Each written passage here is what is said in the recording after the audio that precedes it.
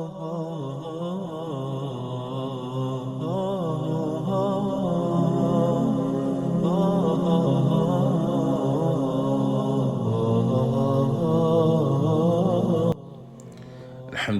wassalatu wassalamu ala rasulillah, assalamu alaikum wa rahmatullah. Il y a un moment que beaucoup de femmes connaissent. Les règles arrivent et parfois, sans même s'en rendre compte, quelque chose change avec elles. On pose le Coran, on arrête de prier, on ne jeûne plus, on se dit qu'on ne peut plus rentrer dans la mosquée, puis, progressivement, on ralentit dans les dhikrs, dans les invocations, dans l'écoute du Coran, dans les rappels. Et parfois, sans qu'on l'ait décidé consciemment, les règles deviennent une sorte de pause spirituelle. Comme si, pendant quelques jours, la relation avec Allah subhanahu wa ta'ala était suspendue.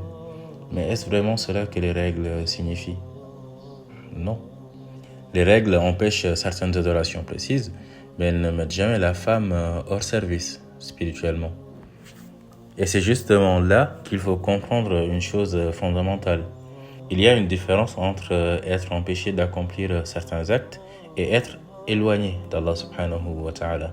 La femme indisposée n'est pas éloignée d'Allah subhanahu wa ta'ala. Elle est simplement dans un état auquel Allah subhanahu wa ta'ala a attaché certaines règles particulières. Et une fois qu'on comprend cela, on peut traverser cette période complètement différemment. Allah subhanahu wa ta'ala dit « La yukallifullahu nafsan illa ma ataha » Allah n'impose à aucune âme une charge au-delà de ce qu'il lui a accordé. Ce qui te rappelle déjà que les règles ne suspendent pas ta relation avec Allah subhanahu wa ta'ala. Et parmi les grandes règles du fiqh, il y a cette idée qui dit Al-mashaqqatu tajlibu at-taysir. La difficulté entraîne la facilitation. Les règles sont un état naturel qu'Allah subhanahu wa ta'ala a créé chez la femme. Elle ne les choisit pas, elle ne les provoque pas, et elle ne commet aucun péché simplement parce qu'elle a ses règles. Au contraire, certaines adorations lui sont temporairement retirées par la loi elle-même. La prière en est l'exemple le plus évident. La femme menstruée ne prie pas pendant ses règles et elle ne rattrape pas ses prières après. Aïcha radiallahu anha a expliqué que les femmes avaient leurs règles à l'époque du prophète sallallahu alayhi wa sallam. Et lorsqu'elles retrouvaient leur pureté, on leur ordonnait de rattraper les jeûnes, mais pas la prière. Pourquoi? Parce que la prière n'est pas simplement une activité qu'on suspend puis qu'on reprend mécaniquement. C'est une adoration dont Allah subhanahu wa ta'ala a déterminé les conditions, les temps et les empêchements. Et parmi ces empêchements figure le haïd, figurent les menstrues. Mais attention à ne pas transformer cette absence de prière en absence d'adoration.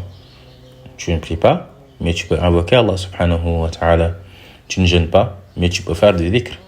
Tu ne fais pas certaines choses liées au mushaf, mais tu peux écouter, réfléchir, méditer, invoquer. Et même ce que tu ne peux pas faire n'est pas perdu. Parce que l'obéissance d'Allah subhanahu wa ta'ala, c'est aussi s'arrêter lorsque lui demande de s'arrêter. Alors, le Coran, une question où il faut connaître les divergences. C'est probablement l'un des sujets qui suscite le plus de questions. La femme menstruée peut-elle lire le Coran? Et ici, il faut être honnête. Les juristes ont divergé. Ce n'est donc pas un sujet sur lequel on devrait parler comme s'il n'existait qu'un seul avis. Dans l'école Hanbalite, par exemple, l'avis exposé dans cette discussion est qu'il lui est interdit de lire un verset entier ou davantage. En revanche, certains détails sont distingués. Le texte précise وَلَا يَحْرُمُ عَلَيْهَا قِرَاءَةُ بَعْضِ آيَةٍ. Et elle peut lire une partie d'un verset, car une partie d'un verset ne possède pas le caractère miraculeux complet du verset. De même, elle peut répéter une partie d'un verset, à condition de ne pas chercher par cette voie à contourner l'interdiction de la récitation. Elle peut également épeler les lettres du Coran وَلَهَا تَهْجِيَةُ آيِ الْقُرْآنِ, car cela n'est pas considéré comme une récitation du Coran. Elle peut réfléchir à ses significations. Elle peut même bouger ses lèvres avec les paroles tant qu'elle ne prononce pas distinctement les lettres de manière à constituer une récitation. Et il existe également une distinction intéressante. Si elle prononce une parole qui se trouve dans le Coran sans avoir l'intention de réciter le Coran, cela peut être permis. Par exemple, dire Alhamdulillahi Rabbil Alamin, dans le cadre de la louange à Allah, ou dire Inna lillahi wa inna ilayhi raji'un lorsqu'une épreuve survient. La parole existe dans le Coran, mais l'intention n'est pas nécessairement celle de réciter le Coran. Il y a encore une chose importante. Il peut écouter quelqu'un réciter le Coran sans réciter elle-même. Autrement dit, même selon l'avis hanbalite présenté ici, la période des règles n'est pas une période où l'on coupe tout contact avec le Coran. Il peut écouter, réfléchir, méditer, il peut faire du dhikr, il peut invoquer Allah subhanahu wa ta'ala. Et Ibn Taymiyyah rahimahullah a même choisi un avis plus large.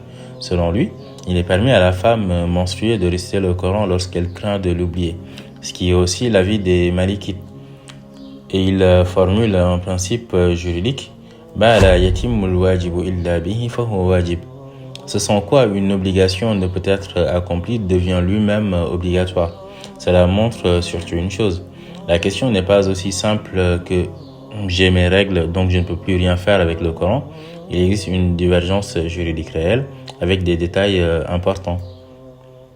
Et le mushaf. Alors, lorsqu'on dit le mushaf, on fait référence à la version papier du Coran. Là encore, il faut distinguer. Le texte rapporte l'accord des juristes sur l'interdiction, dans l'ensemble, de toucher directement le mushaf pour la femme menstruée. Allah subhanahu wa ta'ala dit La yamassuhu illa al-mutahharun. Et parmi les preuves invoquées figure la lettre adressée aux habitants du Yémen contenant La yamassul Qur'ana illa tahir, que personne ne touche le Coran si ce n'est une personne en état de pureté. Mais là encore, les écoles ont leurs détails et leurs exceptions. Les Malikites, par exemple, ont accordé une exception à l'enseignante et à l'élève dans certaines situations d'apprentissage. Et surtout, il ne faut pas confondre ne pas toucher le mushaf avec ne plus avoir de rapport avec le Coran. Aujourd'hui, cette distinction est particulièrement importante. Tu peux écouter une récitation, tu peux étudier une traduction, tu peux réfléchir aux significations, tu peux apprendre le tafsir, tu peux écouter en cours, tu peux réviser mentalement ce que tu connais déjà, tu peux faire du dhikr, tu peux invoquer Allah subhanahu wa ta'ala, tu peux lire le Coran directement sur ton téléphone. La règle concernant le mushaf ne signifie donc pas éloigne-toi du Coran pendant une semaine, non. Et en ce qui concerne la mosquée, même logique. Les juristes sont d'accord sur l'interdiction pour la femme menstruée de rester dans la mosquée. Le hadith cité dit La uhillu al-masjida li ha'idin wa la junub. Je ne rends pas licite la mosquée à la femme menstruée ni à celui qui est en état de janaba. Cela concerne notamment le fait d'y rester, comme pour l'i'tikaf. Mais les juristes ont ensuite détaillé la question du simple passage, car la question est elle-même évoquée dans le Coran. Si elle doit traverser la mosquée et qu'il n'y a pas de risque de la souiller, les écoles ne donnent pas toutes exactement le même jugement. Les Shafi'ites considèrent notamment le passage sans nécessité comme réprouvé lorsqu'elle est certaine de ne pas souiller la mosquée. Les Hanbalites, eux, ne l'en empêchent pas dans cette situation. L'imam Ahmed disait Tamurru wa la taq'ud. Elle passe, mais ne s'assoit pas. Et en cas de nécessité, le passage est encore plus clairement distingué du fait de rester. Donc là encore, ne pas rester dans la mosquée ne signifie pas sortir de la vie spirituelle. Mais ce qui est interdit est réellement interdit. Et c'est ici qu'il faut éviter l'autre extrême. Les règles ne doivent pas devenir une cause pour abandonner les limites d'Allah. Le rapport sexuel vaginal pendant les menstruations est interdit. Allah subhanahu wa ta'ala dit فَاعْتَزِلُوا النِّسَاءَ فِي الْمَحِيضِ وَلَا تَقْرَبُوهُنَّ حَتَّى يَطْهُرْنَ. Et le prophète sallallahu alayhi wa sallam a dit اصْنَعُوا كُلَّ شَيْءٍ إِلَّا النِّكَاحِ. Faites toutes choses avec elle sauf le rapport sexuel. Il faut donc comprendre la nuance. Le prophète sallallahu alayhi wa sallam n'a pas demandé de rejeter la femme menstruée. Il a interdit un acte précis. Et les juristes ont ensuite divergé sur les formes d'intimité entre le nombril et les genoux. Cela a été évoqué dans les capsules précédentes lorsqu'on citait les paroles de l'imam An-Nawawi dans son commentaire du Sahih de l'imam Muslim. Les Hanafites, Malikites et Shafi'ites ont adopté des positions plus restrictives, notamment concernant cette zone. Les Hanafites et Shafi'ites permettent certaines formes d'intimité avec une barrière. Les Hanbalites ont, eux, un avis plus permissif. L'homme peut profiter de son épouse menstruée en dehors du rapport vaginal, y compris dans la zone située entre le nombril et les genoux. Mais même selon cet avis, le rapport vaginal reste quand même interdit. Et les textes précisent également qu'il est recommandé, dans cette intimité, de couvrir la zone intime. ويستحب له حينئذ ستر الفرج. Il est recommandé dans ce cas de couvrir les parties intimes. Certaines citations évoquées dans cette capsule proviennent d'ouvrages comme Al-Mawsu'at al-Fiqhiyya al-Kuwaitiyya, qui a été écrit par un groupe de savants. C'est une encyclopédie de 47 volumes, avec les règles de fiqh de manière contemporaine. Des livres comme Bidayat al-Mujtahid wa Nihayat al-Muqtasid de l'imam Ibn Rushd, le commentaire de Sahih Muslim de l'imam An-Nawawi, etc. Et d'autres ouvrages que vous pourrez retrouver si vous voulez peut-être approfondir vos connaissances sur cette question. Le texte rapporte également une nuance chez les Hanbalites. Si l'homme craint réellement de tomber dans l'interdit, certains juristes considèrent alors que cela devient interdit pour lui, parce que cela risque de devenir un moyen menant à l'interdit. C'est le principe de Al-Wasa'ilu laha ahkamul maqasid. Les moyens prennent le jugement des finalités. Donc la règle n'est pas seulement qu'est-ce qui est techniquement interdit, ou bien qu'est-ce qui est techniquement permis. Il faut aussi se demander, est-ce que cette situation me rapproche de l'interdit? Et si le rapport interdit a eu lieu? Les juristes ont également parlé de kafara. Les chafi'ites considèrent le rapport vaginal pendant les règles comme un péché majeur lorsqu'il est commis volontairement par une personne responsable, consciente de son interdiction. Les hanafites considèrent que celui qui le rend licite ne devient pas mécréant pour autant, car ils le classent comme interdit pour une cause particulière. Les hanbalites ont quant à eux rendu obligatoire une expiation d'un demi-dinar d'or. Les hanafites et les shafi'ites recommandent pour leur part une aumône d'un dinar si le rapport a eu lieu au début des règles, et d'un demi-dinar vers la fin. Les hanafites mentionnent également le milieu, et les malikites ne prescrivent pas de kafara. C'est-à-dire qu'ils ne demandent pas de compensation financière. Encore une fois, on voit apparaître une constante. Le sujet n'est pas simplement halal ou haram. Le fiqh étudie des situations, les circonstances, les preuves et les conséquences. Quand le sang s'arrête, attention à ne pas confondre deux choses. Voici une autre question importante. La femme constate que le sang s'est arrêté. Est-ce que tout redevient immédiatement permis? La réponse n'est pas identique selon les écoles. La majorité, malikite, shafi'ite et hanbalite, considèrent que le rapport sexuel ne devient permis qu'après deux choses: la fin des règles et le ghusl, c'est-à-dire le bain rituel, comme on l'avait exposé au niveau de la divergence qu'il y a sur la lecture du verset hatta yatuhurn et hatta yattahharn. Les hanafites ont cependant un raisonnement plus détaillé. Ils distinguent notamment la situation où le sang s'arrête après la durée maximale des règles et celle où il s'arrête avant. Par exemple, si le sang s'arrête après avoir atteint la durée maximale considérée par leur école, le rapport peut devenir permis avant le ghusl dans certaines conditions, même si le ghusl reste préférable. Mais si les règles s'arrêtent avant cette durée maximale, des conditions supplémentaires interviennent. L'habitude menstruelle, le temps restant pour accomplir le ghusl et la prière, etc. C'est donc une question où la réponse dépend réellement de l'école juridique suivie et de la situation précise. Et les jeunes. Voici quelque chose de très important pour comprendre la logique de tout cela. Lorsque les règles arrivent pendant Ramadan, la femme ne jeûne pas, mais contrairement à la prière, elle rattrape ensuite les jours de jeûne manqués. Et lorsque les règles s'arrêtent avant l'aube, elle peut jeûner même si elle n'a pas encore accompli son ghusl au moment où le jeûne commence. Pourquoi cette différence? Parce que l'empêchement du jeûne est lié au haïd. L'empêchement du jeûne est lié au menstru et non au simple état de janaba. C'est précisément ce qu'elle appelle la règle exposée. Tahrimuhu bil haïd la bil hadath. Son interdiction est liée aux règles et non à l'état d'impureté rituelle.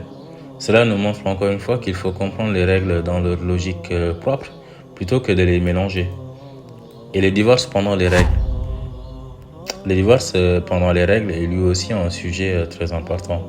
Les juristes sont d'accord sur le fait qu'il est interdit à l'homme de divorcer de son épouse pendant ses menstruations lorsqu'elle est concernée par les conditions de cette interdiction. C'est le fameux divorce qualifié de talaqun bid'i, un divorce contraire à la manière prescrite. La preuve centrale est l'histoire du compagnon qui s'appelle Abdullah ibn Omar radiyallahu anhuma. Il avait divorcé de sa femme alors qu'elle était menstruée. Omar, son père, radiyallahu anhu, rapporte cela au prophète sallallahu alayhi wa sallam. Le prophète sallallahu alayhi wa sallam lui ordonna Murhu fal yuraji'ha, ordonne-lui de la reprendre, puis de la laisser jusqu'à ce qu'elle soit pure, qu'elle ait de nouveau ses règles, puis qu'elle redevienne pure, et ensuite, s'il le souhaite, de divorcer avant de la toucher. C'est pourquoi les juristes considèrent ce divorce comme interdit. Mais la majorité considère malgré cela que les divorces prend effet. Et les Hanafites et Malikites considèrent la reprise de l'épouse comme obligatoire, tandis que les Shafi'ites et Hanbalites la considèrent comme une sunna. Il existe toutefois des discussions et des avis différents sur la validité du divorce prononcé pendant les règles. Encore une fois, c'est typiquement le genre de question où une personne ne devrait pas se contenter d'une réponse générale trouvée sur Internet, si elle est directement concernée. Et le khulu'. Le khulu', c'est un divorce prononcé directement par la femme, avec ses conditions, etc. Alors ça, c'est une question qui sera abordée lorsqu'on commencera à parler du mariage, Inch'Allah. La majorité, Hanafites, Shafi'ites et Hanbalites, considèrent qu'il est permis pendant les règles. Pourquoi ? Parce que le khulu' répond à une demande de séparation et que la femme cherche à se libérer du mariage en échange d'une compensation. Allah subhanahu wa ta'ala dit فَلَا جُنَاحَ عَلَيْهِمَا فِي مَا افْتَدَتْ بِهِ. Il n'y a pas de péché pour eux deux dans ce par quoi elles se rachètent. Les Malikites, dont l'avis le plus célèbre chez eux, sont plus restrictifs. Cela montre une nouvelle fois que le simple fait qu'une femme ait ses règles ne signifie pas que toutes les décisions juridiques de sa vie sont suspendues. Et lorsque les règles s'arrêtent, une règle générale est également mentionnée. Lorsque le sang s'arrête, certaines choses deviennent permises immédiatement, notamment le jeûne et les divorces, sans attendre le ghusl. Pourquoi ? Parce que leur interdiction était directement liée au hayd. Mais pour les autres actes qui nécessitent la purification rituelle, le ghusl reste nécessaire. C'est une distinction juridique importante. Alors peut-être une question. Peut-on provoquer ou arrêter ces règles avec des médicaments ? Les juristes ont également étudié cette question. Les Hanbalites ont explicitement permis à la femme de prendre un médicament licite pour interrompre ses règles si l'on est certain qu'il ne lui causera pas de dommages, avec une condition supplémentaire mentionnée par eux concernant l'autorisation du mari en raison de son droit à avoir un enfant. L'imam Malik, lui, a considéré cela comme réprouvé par crainte des conséquences néfastes sur le corps. Et inversement, il est permis, selon les Hanbalites, de prendre un médicament pour faire venir les règles, à condition de ne pas poursuivre un objectif religieusement interdit. Par exemple, provoquer les règles dans le but de ne pas jeûner Ramadan n'est évidemment pas permis. Et si une femme prend un médicament qui arrête ses règles, le jugement de sa situation dépend ensuite de ce qui se produit réellement. Les Malikites ont notamment des détails particuliers lorsqu'un saignement provoqué artificiellement survient en dehors de la période habituelle des règles. Les Hanafites ont eux aussi leurs propres critères. Tout cela montre quelque chose d'essentiel. Le sang n'est pas automatiquement du hayd, simplement parce qu'il ressemble à du sang menstruel. Le fiqh regarde la durée, le moment, les habitudes et les caractéristiques selon les règles de chaque école. Chose qui sera exposée, Inch'Allah, dans la capsule suivante. Et si la femme dit « j'ai mes règles », une autre question peut sembler anodine, mais elle est juridiquement importante. Une femme dit à son mari « j'ai mes règles », peut-il simplement ne pas la croire ? Les Hanafites et les Hanbalites considèrent qu'en principe, lorsqu'il est possible qu'elle ait effectivement ses règles, sa parole doit être acceptée. Pourquoi ? Parce qu'elle est considérée comme digne de confiance dans ce domaine. Chez les Shafi'ites, si elle informe son mari qu'elle est menstruée, il y a également des détails liés au fait qu'il la croit ou non. Cela nous rappelle quelque chose de très important dans la relation conjugale. Les règles ne sont pas une accusation à vérifier. Ce n'est pas à la femme de se justifier comme si elle cherchait une excuse. Elle est la première personne à savoir ce qui se passe dans son corps. Et le nifas. Enfin, beaucoup de règles du nifas. Le nifas, c'est les lochis après l'accouchement. C'est du sang qui sort après l'accouchement. Alors, ces lochis suivent les règles du haid, mais pas absolument toutes. Les juristes ont relevé plusieurs différences. Par exemple, les règles peuvent entrer dans le calcul de la idda, contrairement au nifas. La idda, c'est la période de viduité.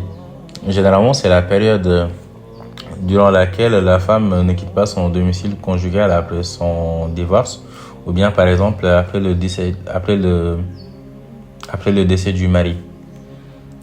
Le haid peut être une cause de constat de la puberté, contrairement au nifas. Le haid peut servir dans certaines règles d'istibra. L'istibra, c'est le fait de laisser la femme pendant une certaine période pour vérifier si elle est enceinte ou non, notamment suite à un viol ou à une situation similaire. Le haid ne rompt pas la continuité de certains jeûnes expiatoires, contrairement au nifas. Le haid est également pris en compte dans certaines règles relatives à l'ila. L'ila, mentionné dans le Coran, c'est une situation d'éloignement entre le mari et son épouse, chose qui sera exposée, Inch'Allah, lorsqu'on commencera à parler du mariage. Et les limites de durée ne sont pas les mêmes entre le nifas et le haid. Le texte mentionne notamment les divergences des écoles sur la durée maximale des règles, 10, 13 ou 15 jours selon les écoles. Tandis que pour le nifas, les limites mentionnées sont notamment 40 ou 60 jours selon les écoles. Chose qui sera exposée, Inch'Allah, lors de la prochaine capsule. Alors, que reste-t-il à une femme pendant ses règles? C'est peut-être finalement la question la plus importante. Parce qu'après toutes ces règles, on pourrait avoir l'impression que la liste des interdictions est tellement longue qu'il ne reste presque plus rien. Mais regarde ce qui reste. Les dhikr, les invocations, l'écoute du Coran, la méditation, l'apprentissage, l'écoute des cours, la réflexion sur les versets, la sadaqa, la bienveillance, le service de ses parents, l'éducation de ses enfants, le bon comportement envers son mari, la repentance, la gratitude, la patience, l'introspection, etc. Et même les actes ordinaires de la vie peuvent devenir des adorations lorsqu'ils sont accomplis avec une bonne intention. Alors non, tes règles ne signifient pas cette semaine je ne peux plus être proche d'Allah. Elles signifient cette semaine Allah m'a demandé de modifier certaines formes de mon adoration. Et ce n'est pas la même chose. Il y a quelque chose de magnifique dans cette compréhension. La servitude envers Allah subhanahu wa ta'ala ne consiste pas seulement à faire ce que nous aimons faire. Elle consiste à dire j'écoute et j'obéis. Sami'na wa ata'na. Quand Allah subhanahu wa ta'ala te demande de prier, tu pries. Quand il te demande de jeûner, tu jeûnes. Et quand Allah t'a accordé une dispense et t'a interdit temporairement certaines adorations, tu acceptes également sa législation. C'est aussi cela, l'ubudiyya, la vraie servitude. Et peut-être que la véritable erreur ne donc pas d'arrêter certaines adorations pendant les règles. La véritable erreur serait de croire que parce qu'on a arrêté certaines adorations, on doit arrêter de vivre avec Allah. Non, tu peux avoir tes règles et avoir le cœur vivant. Tu peux ne pas prier et invoquer Allah avec des larmes. Tu peux ne pas jeûner et passer ta journée dans le dhikr. Tu peux ne pas toucher le mushaf et pourtant passer 1 heure à méditer sur un seul verset que tu connais déjà. Tu peux ne pas entrer dans la mosquée et pourtant avoir ton cœur attaché à Allah. Et surtout, tu peux traverser ces quelques jours sans culpabilité. Parce que la femme menstruée n'est pas une femme diminuée dans sa foi. Elle est une servante d'Allah subhanahu wa ta'ala qui traverse un état naturel auquel Allah a donné des règles particulières. Alors, lorsque tes règles arrivent, ne te dis pas « ma relation avec Allah subhanahu wa ta'ala est en pause ». Dis-toi plutôt « certaines portes se ferment temporairement, mais les portes de la proximité avec Allah subhanahu wa ta'ala sont toujours ouvertes ». Et peut-être même que cette période est l'occasion d'apprendre une forme d'adoration que l'on oublie souvent. Adorer Allah subhanahu wa ta'ala non seulement parce que l'on fait, mais aussi par le fait d'accepter humblement ce qu'il nous demande de ne pas faire.